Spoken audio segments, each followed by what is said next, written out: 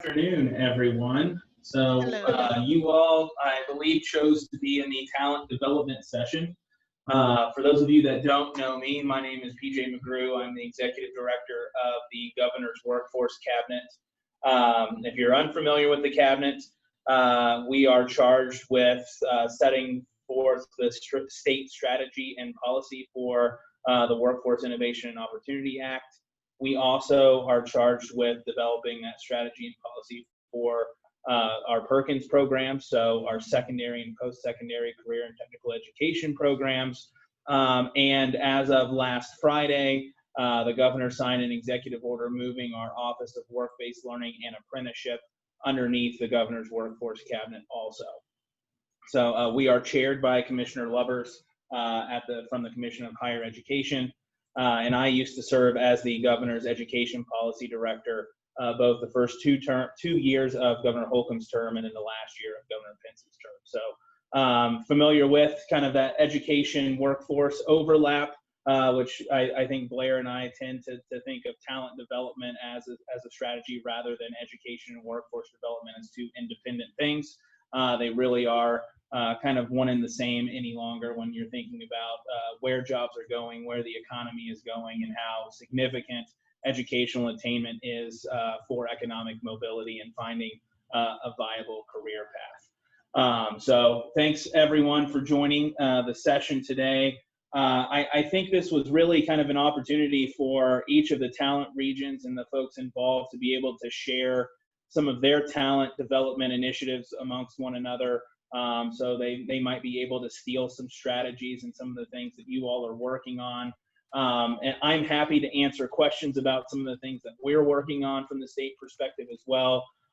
This can really be structured however you all would like to see it structured as we go forth. I'm sure some of the things that you all are hearing about potentially at the local level, you might be familiar or heard of the new programs of study in the CTE space that we have rolled out recently. All of the new courses and our expectations for schools to be able to implement those things beginning for our class of 2025. So some schools are choosing to opt in and start to offer those courses next year. Some are holding off a year and waiting until the 22-23 school year to really get rocking and rolling on those things. And then with the Office of Work-Based Learning and Apprenticeship coming on board, just that better seamless integration across all of the work that we're doing in the career and tech ed space with the great work that team has been doing in the state earn and learn space and helping employers and schools have that connection point.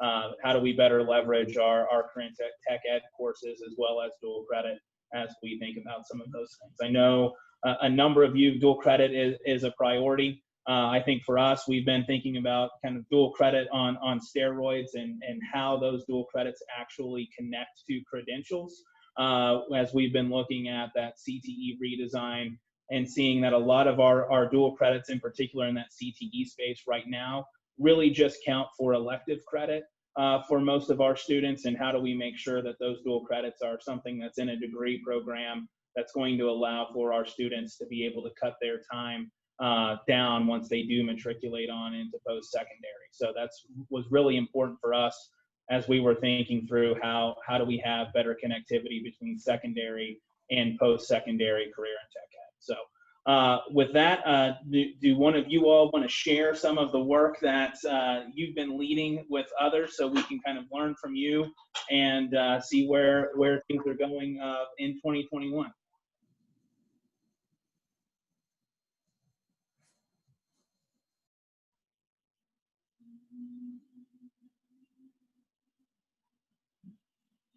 No takers thus far?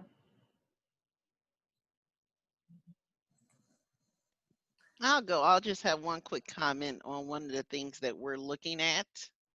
Excellent. And that's really right now, we're community center and we're part of the district for the Near East Side of Indianapolis. And one of the things we're looking at is really expanding our capacity in the adult basic ed area. Right now, we literally work with one partner, but there are really 3 or 4 big players in town.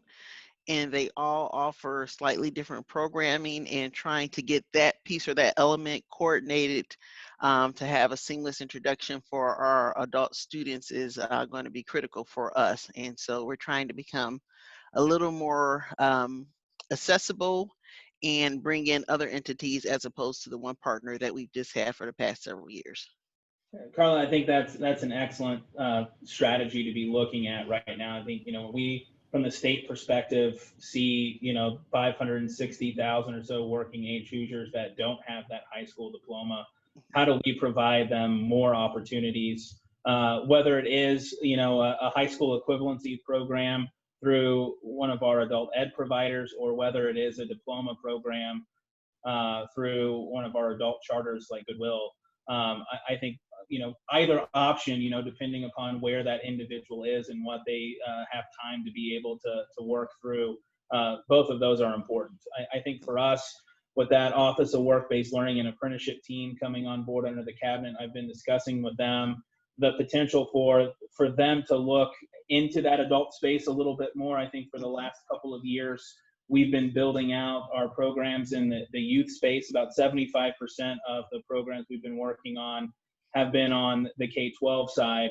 But I think, right now, and trying to help folks recover from the pandemic and get them connected to new education opportunities as well as new job opportunities, working with employers and our adult ed providers to look to, work-based learning, apprenticeship type programs as a way to accomplish both their ability to go through that remedial coursework for that diploma, but also gain some technical skills for, a job or opportunity that's going to provide them with that economic mobility. So that I love the fact that you all are looking at that here in Central Indiana. Hi, PJ. This is Michi McLean with ROI, and great to be here in this conversation, specifically around development. Just a few things that, here in this group, we have a few of our amazing partners. So Vincennes University, Lawrence County Economic Growth Council, Cook Group, they are doing things that we certainly are always trying to lift and recognize and scale. ROI in general in the Uplands region, and working with our partners, we try and think very holistically in terms of, cradle to career, whether that's early learning all the way to that adult space. Now, the adult space, we certainly have a lot of work to do. I think Joe Timbrook here in this group is doing great things and can maybe speak to some of that. VUJC, Vincennes University Jasper campus, we talk about seamless transitions and really intentional linkages between high school and their next steps. So they have an automation and robotics academy. You might want to talk more about that.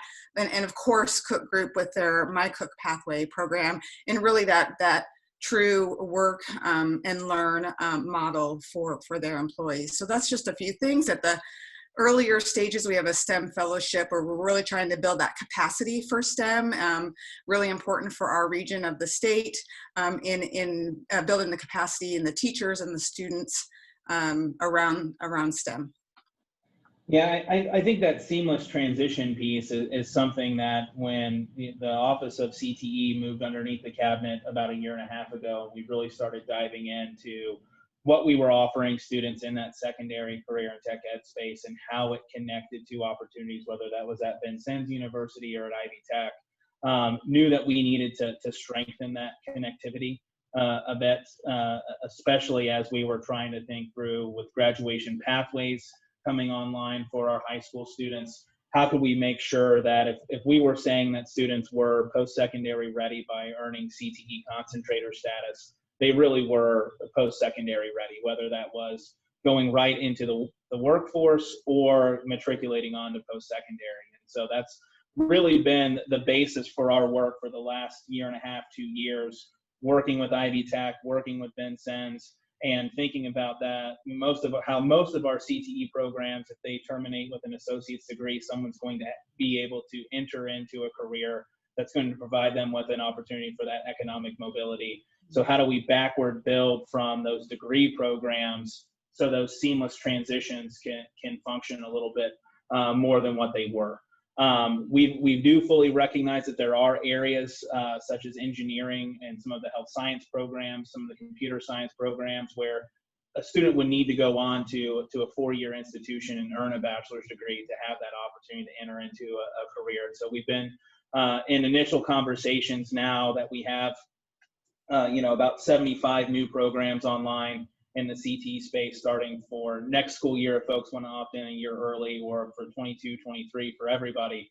How can we start to then backward build from our bachelor's degree programs into an associate's degree into those high school programs, so that connectivity exists, so our CTE students can cut their time, by a year, whether that's going right into Ivy Tech or Vincennes, or if they do decide they want to go on to Purdue or IU. So, Joe, I'd love to hear more about the work that you're doing in the adult space. And that's one area that I think we need to, as a state, continue to really focus in on. We put forth a lot of effort, a lot of dollars into the youth space. And a lot of times we forget about, the impact that, parents and what they are doing might have on our youth. And so getting our adults and providing them with opportunities, I think, is of vital importance for the state. Thanks, PJ. We decided early on as a coalition, as a growth council, we wanted to replicate Cook's My Pathway model, but from a community standpoint, not a corporate standpoint, because we don't have that. We don't have those large employers like Cook. And then it kind of just destroyed us from the beginning, because we realized in doing that we had 2,500 people in Lawrence County that do not have their high school equivalency. In a county of 45,000 people, that's a significant number. And so, and that's ages 16 to 64. So we first thing we had to do is dive into, okay, what is that system? What is the HSE system? And we thought it was GED, and that hasn't been the term for at least 5 years. So, so you can see how far behind our community was.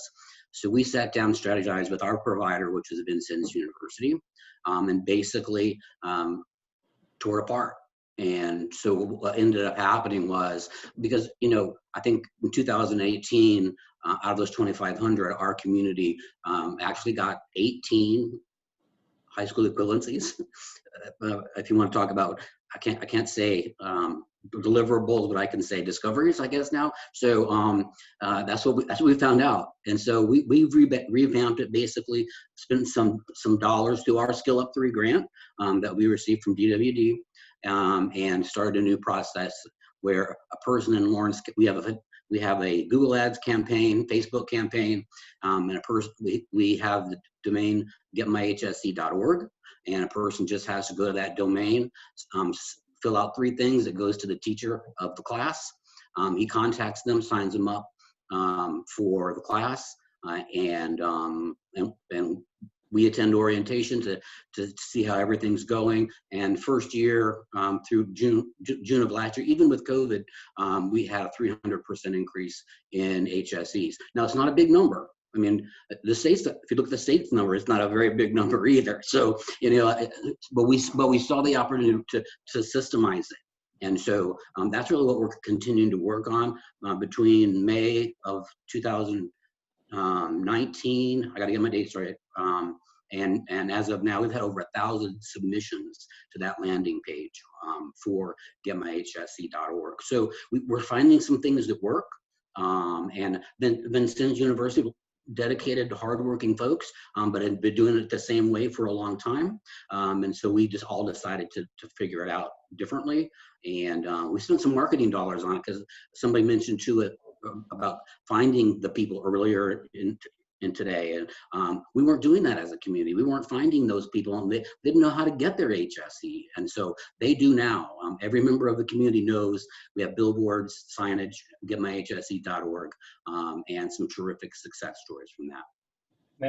That is excellent. I think one of the things that in all the years that I've been at this now, that I think we've started to recognize from the state perspective is you can have wonderful programs in place, but if you're not communicating out or marketing around those programs, then folks aren't going to be able to take advantage of them, because we're here in Indianapolis, we're paying attention to the legislative session and programs that are being in place, And oftentimes then we're not pushing out the right information to the right folks about the availability of those programs. So I think it's wonderful that you ended up trying to, spending some of that money on those marketing dollars, with those marketing dollars to do just that. So.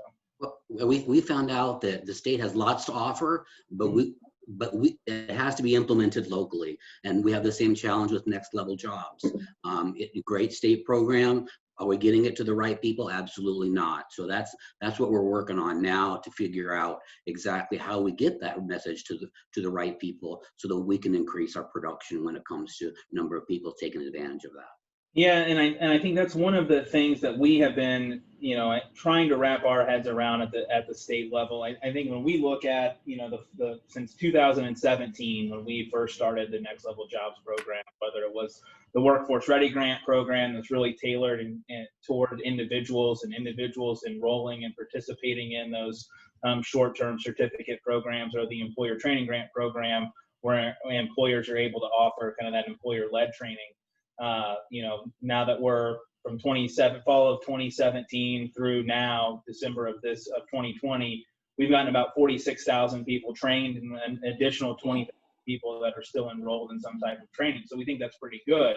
But I think, I see Dan on here, and this might be a question for him. And Michi mentioned the Cook pathway model, and interested, I guess, from other folks on the call. How are you all bringing employers along, or how do we get in that employer buy-in to the training that we've identified around jobs that are projected to come online, jobs that are in demand right now, to say, yeah, these programs that have been identified either at Ivy Tech or Vincennes are the right programs that we need to generate that confidence and that buy-in in the people that need these programs. Because in Indiana, you can still see, and AEI did an interesting study last year, that our thoughts around post-secondary education and whether or not it's necessary for a good career are pretty low compared to other states, and the mindset and the culture in some other states. And so I think we need to continue to kind of push on that anymore. It takes more than a high school diploma to be able to advance along that career trajectory. And I think it's going to take our employers, saying, yeah, at the end of this program, there's going to be a job for you. And so, Dan, I don't want to put you on the spot necessarily, but if you have any thoughts on that, how you all have kind of instilled that culture within the Cook community, I'd love to hear more about that. Thanks, PJ. It's really good to see you as always. You kind of summed it up really well in my mind, especially that last statement, which was, the employer really showing folks that there's a job waiting at the end of the effort, seemed to be, especially with folks that we were talking to early on that didn't have their diploma or high school equivalency. They hear from folks that, oh, I should do that, but it wasn't enough to kind of get them to do it for all sorts of reasons. Most of them didn't have a lot of love for their experience with education and success for various reasons. So that first piece of connecting it to a job, and then for us at least, it's adding to that through the progressive, kind of like stacking credentials in a sense. We created a visibility and an understanding of a pathway for those folks, that they can come to us with our HSE program, where they get paid for 40 hours a week. They only work 28 hours in either a cafeteria or janitorial position. We pay for them to study for their HSE. They take the test and then they move on. Well, we connected that to the fact that through our tuition assistance program, we basically arranged partnerships and programs so that they can go from not having a high school diploma all the way up to a master's degree if they wanted to, for virtually nothing out of pocket, actually no out of pocket in a sense. So whether they all pursue that or not, I think part of it is just seeing that potential has been important. And then to your first question about how do you get other employers to do this, there's a lot of employers doing really great stuff like this. We by no means are the only one at all. And we learn, we've learned from others that are doing. I think I'm not sure the answer of trying to, really draw employers collectively more into this in various ways. From the discussions we've had, being able to show that it's not that challenging or difficult to implement. It really doesn't cost that much money from an out-of-pocket standpoint. Number two, some of the lessons learned, I think, are helpful in getting over the barriers. And you've got to, I think, at the corporate level, you've got to understand that there's a little bit of a leap of faith in this, and that, we don't have years and years of analytics and ROI on the changes to those programs and the investments we've made. But once you go down this path, it just kind of opens your eyes about, wow, how logical it is and how it can actually change people's belief and behavior as it relates to education and work. Yeah, thanks for that. And I think one of the things that we are trying to think through from a state perspective is better connectivity with the state chamber and our industry associations, and kind of vetting, I think, some of the educational programs that we've outlined and the skills and competencies within those programs, so that hopefully we can get employer buy-in on some of the things that we are funding, so that they can say, okay, yes, at the end of this Workforce Ready Grant program, we are going to be committed to hiring a number of individuals. And so I think that's kind of the evolution, I think, or the next evolution of what we're trying to do with the Workforce Ready Grants moving forward, now that we're 3 years into that program. I think it's been wildly successful. And when you look at some of that short-term training from other states, I think we probably lead the pack in number of people and completions that we've had. But I think we can always do better. And I think trying to look at the Workforce Ready Grant and the Employer Training Grant instead of as two independent programs, where we have something for individuals on one hand and employer-led training on the other. How do we start to maybe blur the lines between those two programs, as we recognize that folks that are entering into them probably have some other barriers outside of just that education and training that they might need, to where we can, use some of that funding to help offset and reduce some of those barriers for those people. So I think those are the conversations that we're trying to have at the state level as we think about how to improve upon what we put in place the last couple of years. So anyone outside of ROI want to discuss some of the work that they're doing there at the local level around their talent development strategies? I'd be happy to share. Marcia Forsten in Evansville, so southwestern Indiana. We have an initiative down here called Talent 2025 with 5 work streams, one of which is educational attainment. And an agency leads each of those work streams. So junior achievement is leading educational attainment. And I would love to have some feedback and some insights from all of you on some of the things that we're talking about. We are, our overarching objective, and this is 5 counties, which also includes a county in Kentucky, Henderson County, is a shared regional education strategy pre-K 16+. That's big. So being able to go about that, we have 5 higher ed institutions in these, 6 higher eds in these 5 counties. Not to mention multiple K-12 corporations in these. And so our foundational principles, the first one is that our industry partners know best the skills and competencies needed for a successful workforce. And interestingly, our education partners are 100% on board with this, because they see that request coming more and more, because one of our higher ed partners told us that industry partners no longer care so much about the major that a student has. They want to know what the skills and competencies are. So now our second foundational principle being that degrees and credentials are competency-based.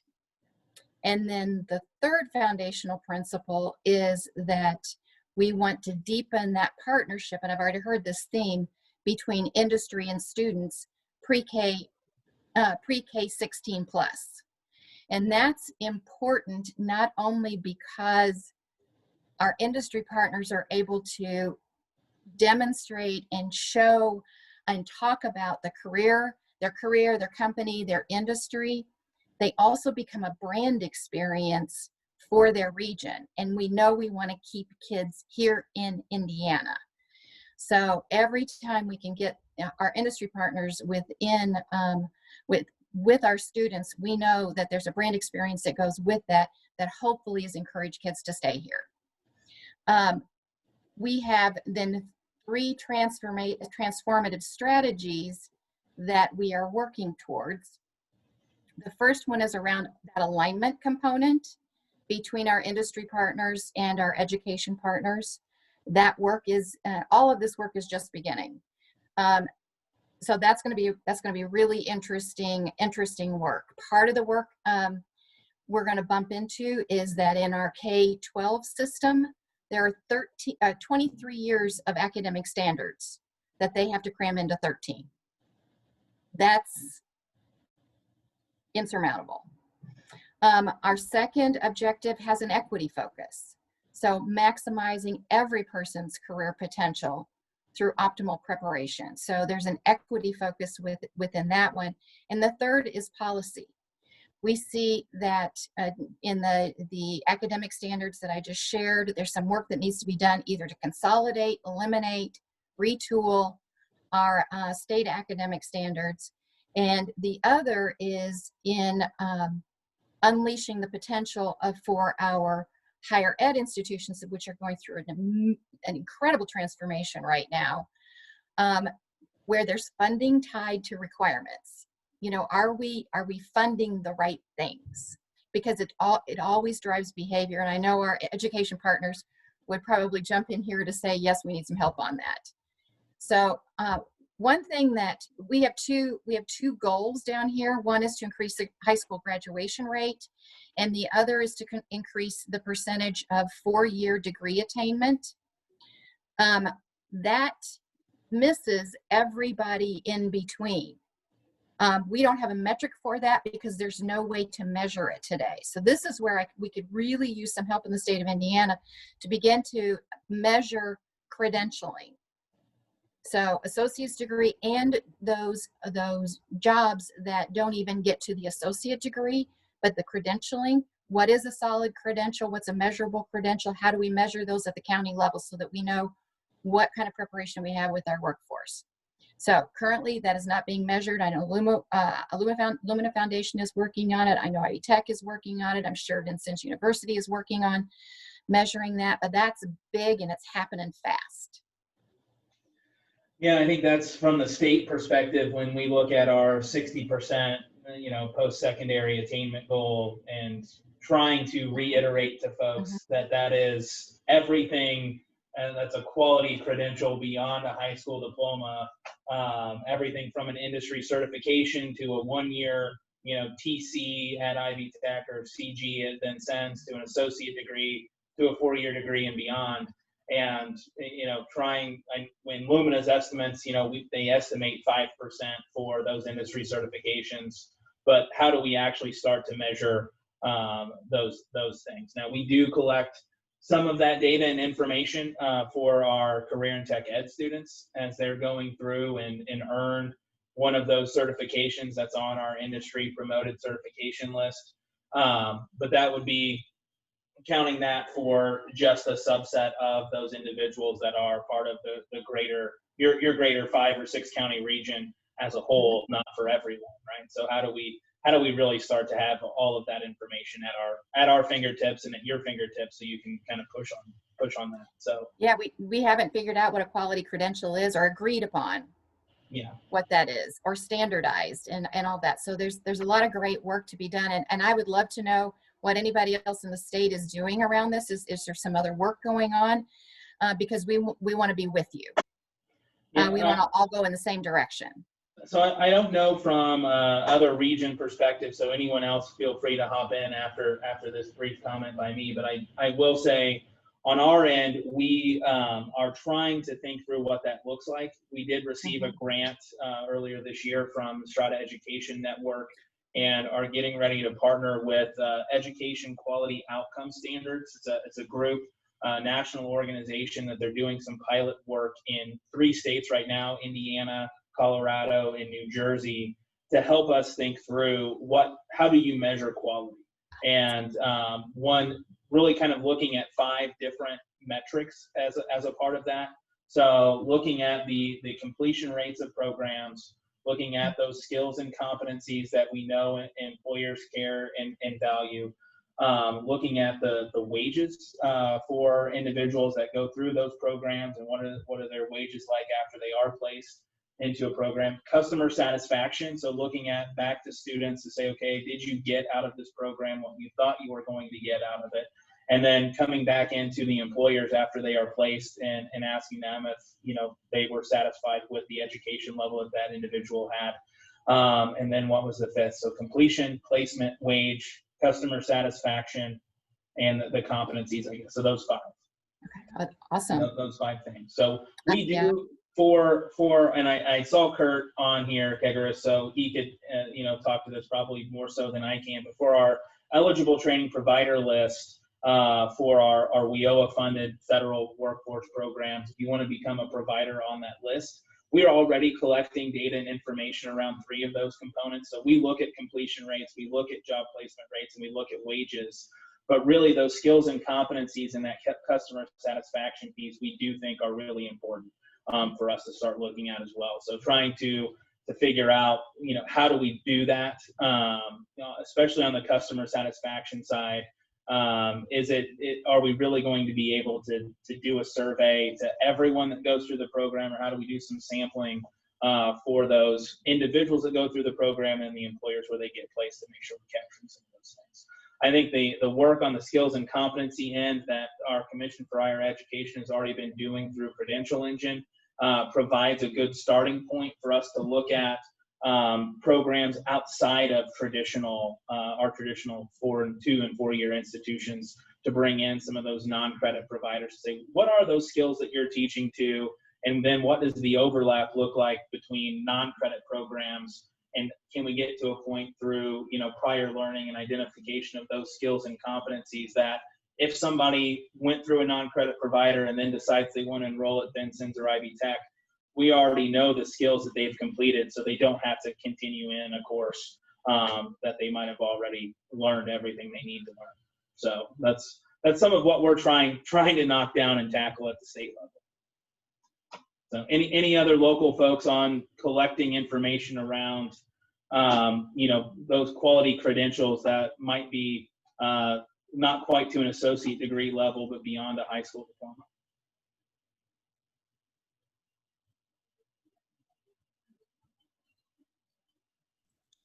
In Du Bois County, we are, you might be familiar with the Catapult Production Training Program with Connexus. We're partnering with Connexus, Radius, and the Du Bois County Community Foundation to launch that training here in Du Bois County and to kind of serve the greater region. So really excited about that 4-week short-term training, and kind of to the point that you're making, VU Global is really making a big push to take that business and industry training that we do, those short-term credentials, and align that with all of our 4 credit programs, so that especially as those adults that started out on the training side, they can take those competencies that they earn through the non-credit training and stack them into 4 credit credentials, of course, a certificate first, and then stack into the associate degree. No, that's excellent. Thanks for sharing that, Christian.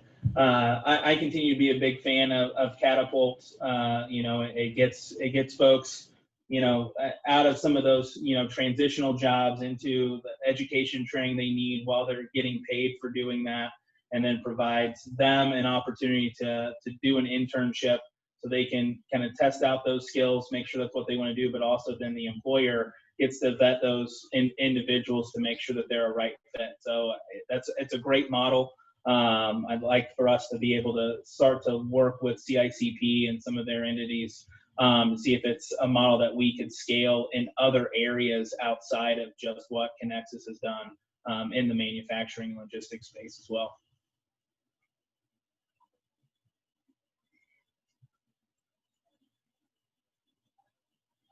Anyone else like to share some of what they're working on?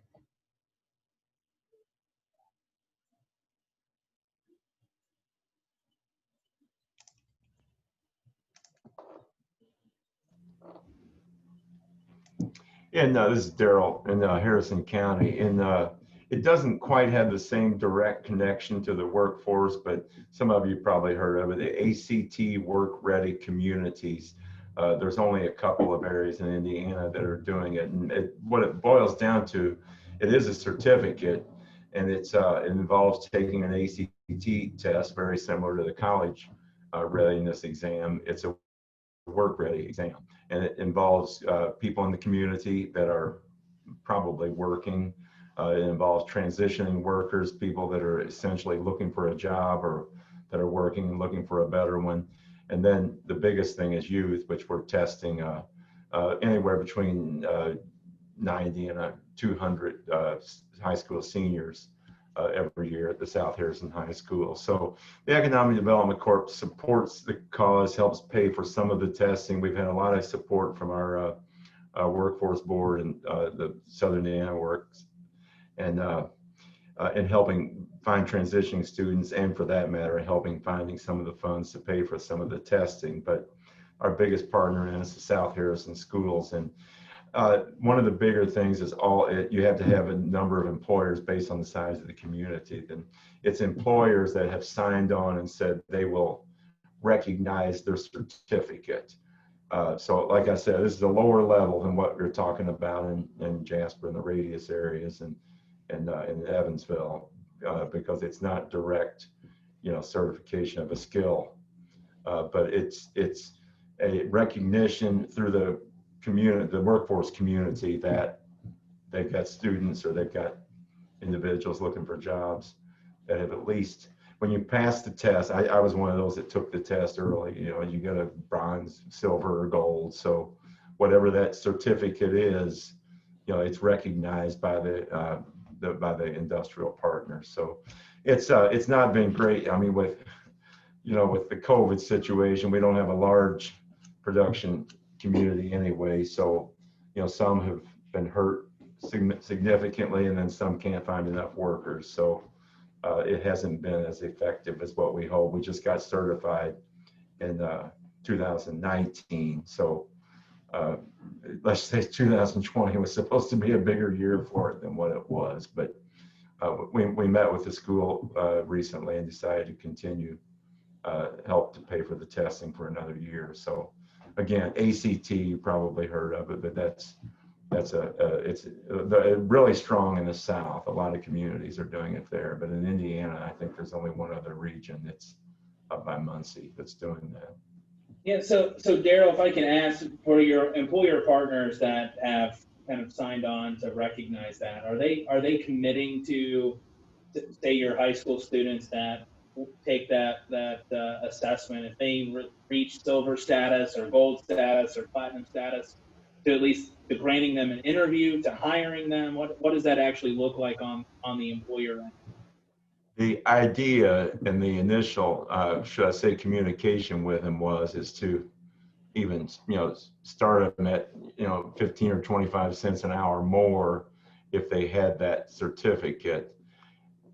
Again, in 2018 and 19, when we were recruiting these employers, our unemployment rate was like 2.5%. So it was pretty hard to say that employers were really looking for that. They were looking for anybody that walked in the door. Right. So the idea is to give them some, superiority in the hiring process. And now, with the COVID, some of course have had furloughs and they aren't looking for workers like they were. And then some that are doing some of the more necessary manufacturing, like food processing and some of the materials making. What they're doing the same thing. I mean, they can't find enough people. So we had the recognition was there and the commitment was attended, but I'll be honest, it really didn't work that way because of the workforce environment that surrounds us right now. Yeah.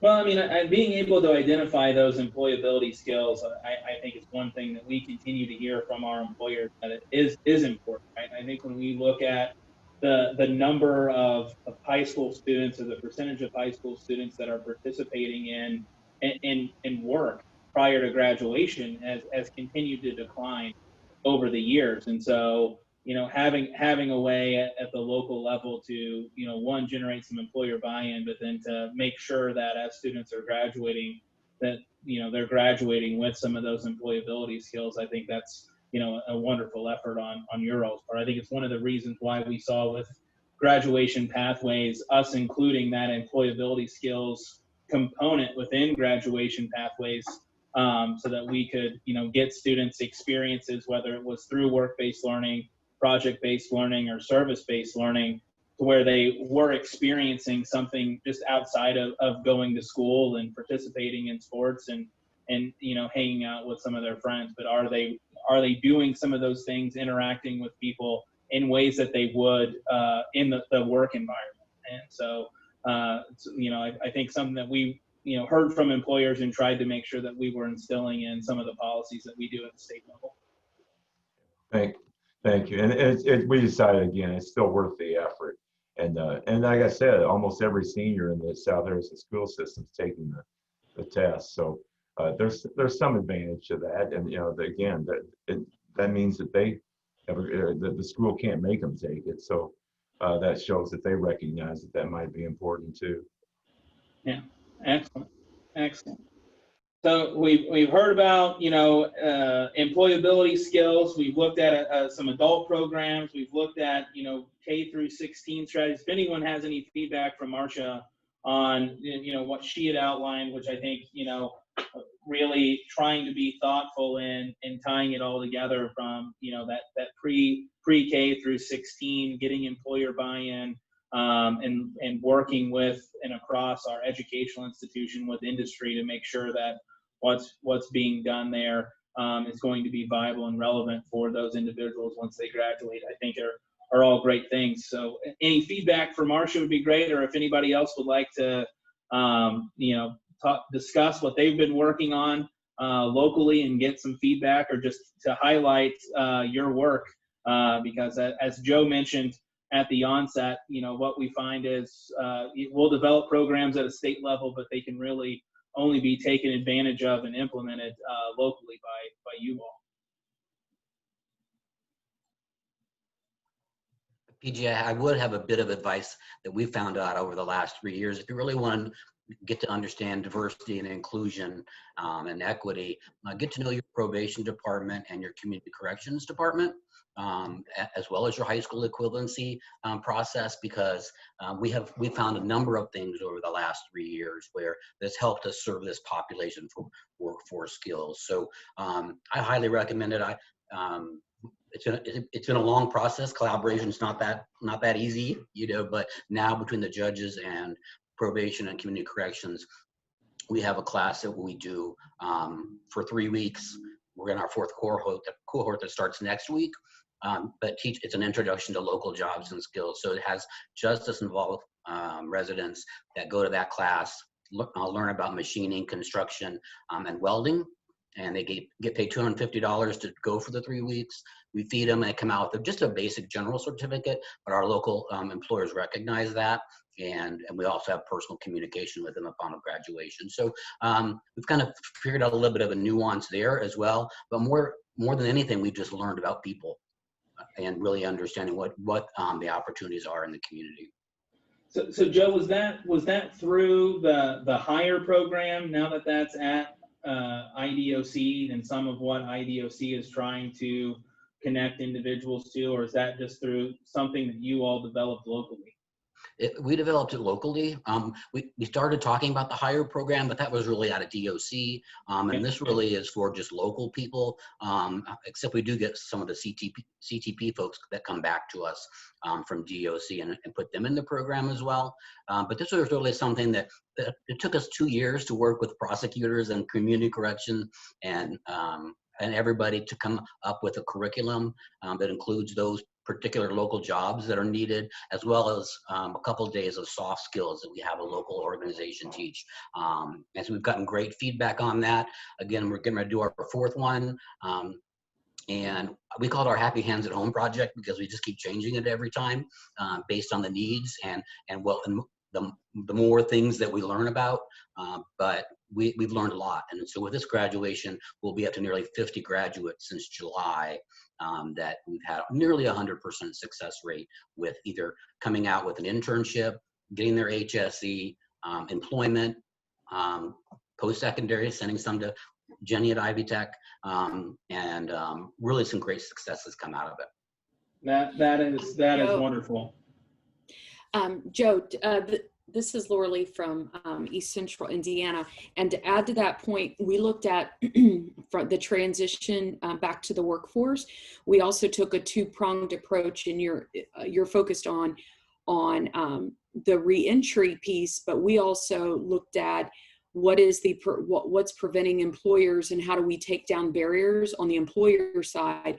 And we engaged with SHRM on how do we educate the HR folks. So we're trying to work both ends of the problem. So how do we get employers to open up and want to hire ex-offenders and things like that. So, and also to Daryl, I really appreciated you sharing the ACT piece.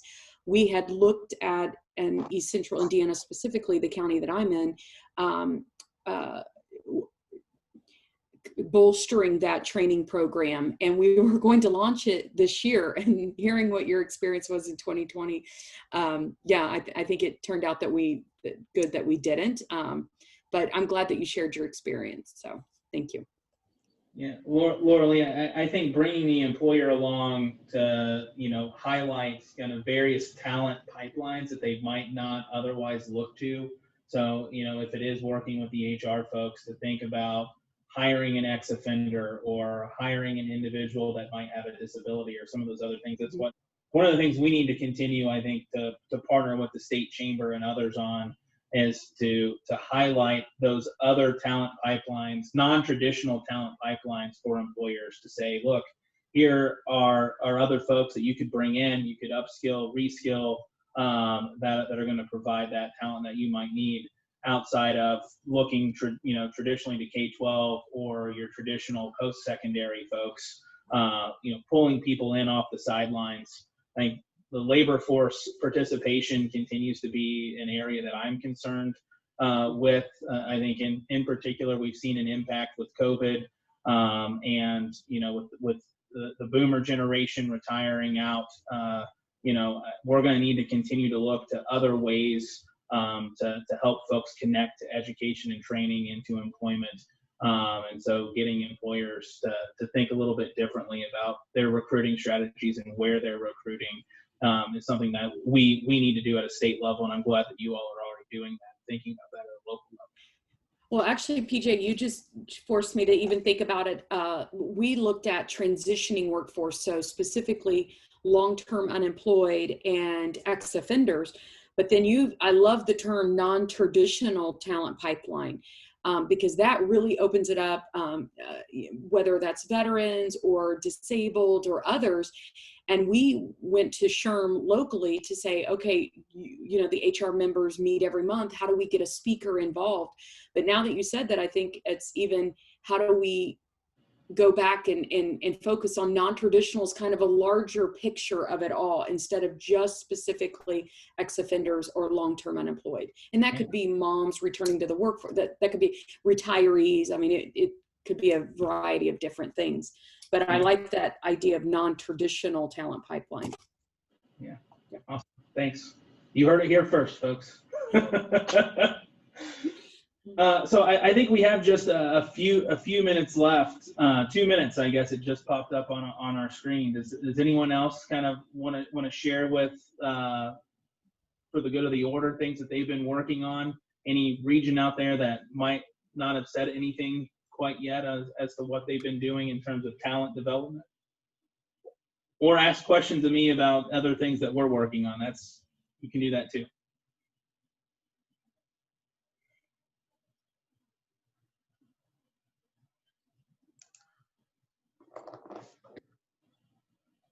PJ, we're just glad that you have the CTE piece part now.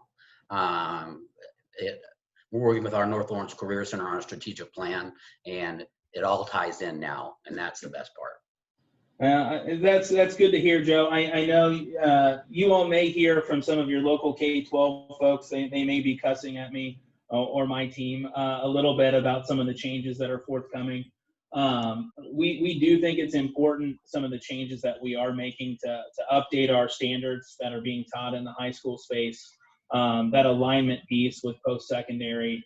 And now that we've created, I think, what seems to be a full-on pathway from high school into post-secondary, rather than before, when DOE had the secondary CTE and DWD was working on the post-secondary CTE, everything under one roof now makes it a little bit easier for us to look at everything kind of comprehensively as a system.